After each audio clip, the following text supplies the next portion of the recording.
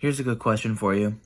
What does Jalen Hurts need to do in order to win you over as the franchise guy? What does he need to do to prove himself to not only to his teammates, to the franchise, to the fans, to the media, that he is the real deal?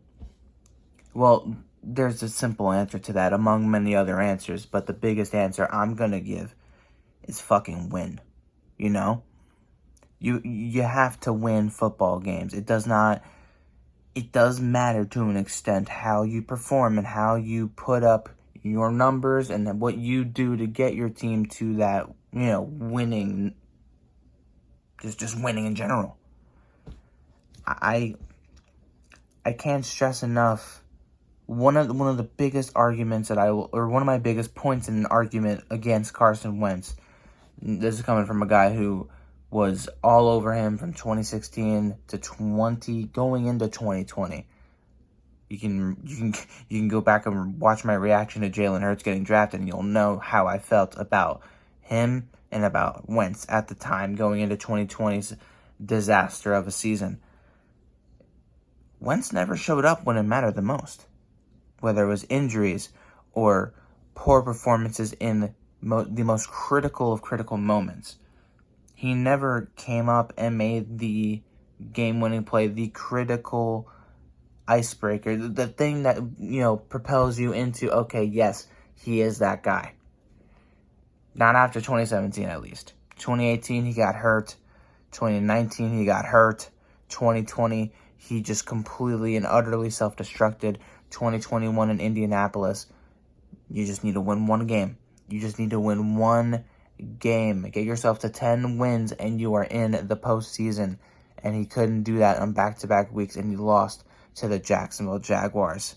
The dumpster fire that they were last year. That's who he got eliminated by.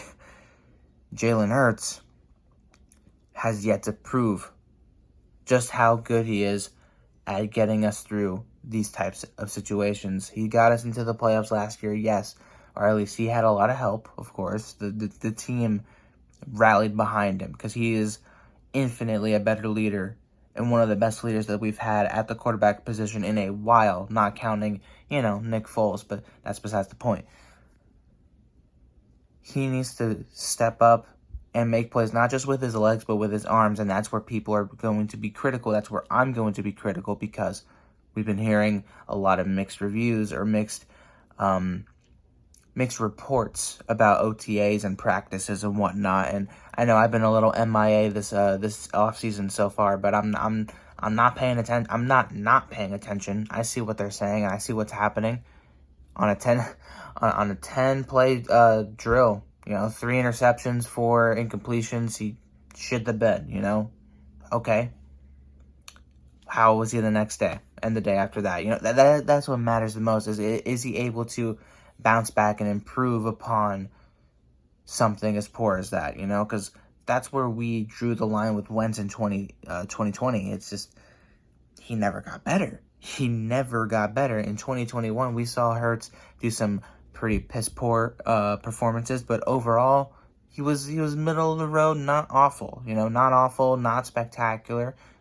Pretty okay, and we could tolerate that for a guy who got thrown in the previous year and then, got the starting job the following year and didn't have too much outside of Devontae and a good running, good rush attack. That's about it. Now he has an offense. Now he has a run game. Now he has a team that's going to not just rally behind him, but has the feeling that they can do something. He's just got to perform, and that's all that matters at this point, That's all that matters. That's all we're talking about at this rate, We just have to keep waiting, and that's why I haven't been too vocal on so many other things, because most of it has been centered around number one. It's been about Mr. Hurts, and that's what matters the most. And going into sooner or later, we're going to be in the preseason, less than a month away. That's what matters the most at this point. That's what matters more than anything at this moment, is how well can he perform. There's a lot of other questions about the linebacker room and how that's going to form out with all the competition there. How the corners are going to do with, our not newly revamped, but, a couple new additions in the secondary. We've done a lot of good this offseason. We've done a lot of good in the draft. We got to see how that all comes together. But at the center of it all is Jalen Hurts.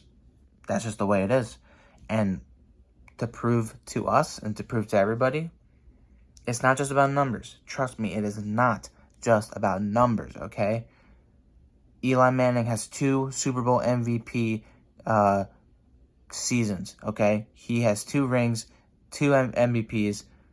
He wasn't the best quarterback in the world, but those 2 alone, he was a fucking winner. That's what matters the most, okay? Tony Romo, he wasn't a winner. He never got the job done in the postseason, couldn't even get the Cowboys to the postseason. Tom Brady, Patrick Mahomes, those are the real winners right there. And there are 2 completely opposite quarterbacks. One is not nearly as athletic as the other. One doesn't have nearly the arm as the other.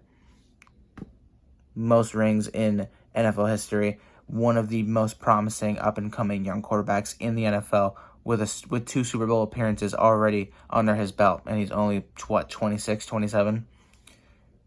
Winners.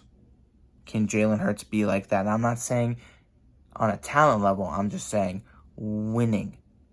The quarterbacks I'm naming are very different as far as talent and play style and the team they had around them. Eli Manning had a great defense. Tom Brady's always had great defenses. Now he's had great offenses. Patrick Mahomes has always had great offenses. Put up against adversity, Brady's almost always won. Patrick Mahomes so far has almost always won. Eli Manning, when he was in those big moments, almost always won. That's what matters the most. And that's what Jalen Hurts needs to do.